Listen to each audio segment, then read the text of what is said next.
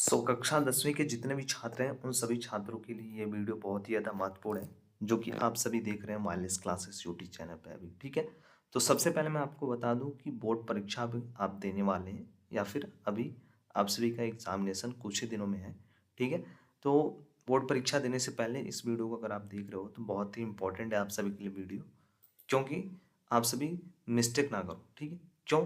क्योंकि ये जो मिस्टेक है, इस मिस्टेक की वजह से आपको नंबर का नुकसान हो सकता है, बहुत ही अच्छा खासा नंबर का नुकसान हो सकता है, ठीक है? तो चलो, बहुत सारे डाउट्स थे इस वीडियो में, आप सभी के कवर हो जाएंगे। तो देखो, कक्षा 10वीं के जो आप सभी के खंड काव्य हैं, ठीक है, इस खंड काव्य पे आप सभी को क्या मिलता है, इसी खंड काव्य के आधारित आप सभी को चरित्र चित्रण दिया जाता है करने के लिए, ठीक है? जैसे देखो, आप सभी को इसमें कैसा क्वेश्चन पूछा जाता है कक्षा 10वीं के हिंदी में, आप सभी को इन्हीं खंड काव्य में से दे दिया जाएगा, जो कि डिस्ट्रिक्ट वाइज आप सभी का डिफ्रेंशिएट किया गया है, डिस्ट्रिक्ट वाइज सभी का अलग अलग खंड काव्य है। तो आपको इसमें विभिन्न जो होते हैं सर्ग होते हैं, ठीक है? सर्ग मतलब कहानी का पार्ट, ठीक है? प्रथम पार्ट, सेकंड पार्ट, ऐसे ही हिंदी में इसको बोलते हैं सर्ग, ठीक है? तो खंड काव्य में जितने भी सर्ग होते हैं, उसी में से किसी एक सर्ग आपको बोल देगा कि प्रथम सर्ग का सारांश लिखिए, द्वितीय सर्ग का सारांश लिखिए, या फिर आपको इसमें से एक और क्वेश्चन पूछा जाता है अथवा करके, इसमें से किसी एक काव्य मीन किसी एक कैरेक्टर का आपको क्या दे दिया जाता है, चरित्र चित्रण लिखने के लिए, ठीक है?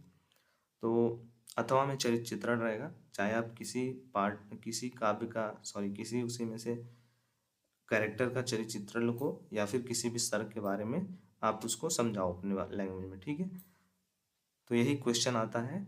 और चलिए देख लेते हैं किस डिस्ट्रिक्ट के छात्रों को किस जो खंड काव्य है उसको तैयार करना है। तो देखो, अगर आप इन डिस्ट्रिक्ट से बिलोंग करते हो, इन डिस्ट्रिक्ट में रहते हो, इन डिस्ट्रिक्ट में अगर आप पेपर दोगे, ठीक है, तो अगर आपने इन डिस्ट्रिक्ट में अपना नाम लिखवाया हुआ है, तो आपको इस खंड काव्य को तैयार कर लेना है, मुक्ति दूत, ठीक है? मुक्ति दूत नामक खंड काव्य को किस डिस्ट्रिक्ट के मीन किस जिला के छात्र पढ़ेंगे? आगरा, बस्ती, गाजीपुर, फतेहपुर, बाराबंकी, उन्नाव, ठीक है? अगर आपका इस वीडियो में डिस्ट्रिक्ट नहीं आता है तो प्लीज़ कमेंट करके बता देना कि आपका कौन सा डिस्ट्रिक्ट है, ठीक है? मैं ज़रूर हेल्प करने की कोशिश करूँगा। एंड फिर भी अगर आपको नहीं मिलता है तो अपने टीचर से आप कांटेक्ट जरूर से करिएगा, ठीक है? उसके बाद आता है सेकेंड नंबर, ज्योति जवाहर। तो देखो, इसके लिए कौन कौन से छात्र तैयार करेंगे? प्रतापगढ़, मिर्ज़ापुर, ललितपुर, रामपुर, गोंडा, ठीक है? अगर आप इन डिस्ट्रिक्ट में आपने एडमिशन कराया तो आपको ये वाला पढ़ना है। थर्ड नंबर है अग्र पूजा। तो अग्र पूजा कौन पढ़ेंगे? अगर आपका प्रयागराज है, आजमगढ़ है, या फिर मथुरा डिस्ट्रिक्ट है, तो आपको ये वाला तैयार करना है, अग्र पूजा। देखो, सब डिस्ट्रिक्ट का अलग अलग खंड काव्य है, तो आप जिस डिस्ट्रिक्ट के लिए हो, जिस डिस्ट्रिक्ट में आपने एडमिशन कराया, जिस डिस्ट्रिक्ट में आप पेपर दे रहे हो, ठीक है, आपको उसी खंड काव्य को लिखना है, किसी अदर डिस्ट्रिक्ट के खंड काव्य को नहीं लिखना है, नहीं तो नंबर आपके कट जाएंगे, ठीक है? उसके बाद फोर्थ नंबर खंड काव्य की बात करें, मेवाड़ मुकुट। तो देखो, अगर आप बुलंदशहर, देवरिया, बरेली, सुल्तानपुर, सीतापुर, बहराइच, अगर आप इन जिले के छात्र हैं तो आपको मेवाड़ मुकुट नामक खंड काव्य को तैयार करना है। फिर आता है हमारा जय सुभाष, ठीक है?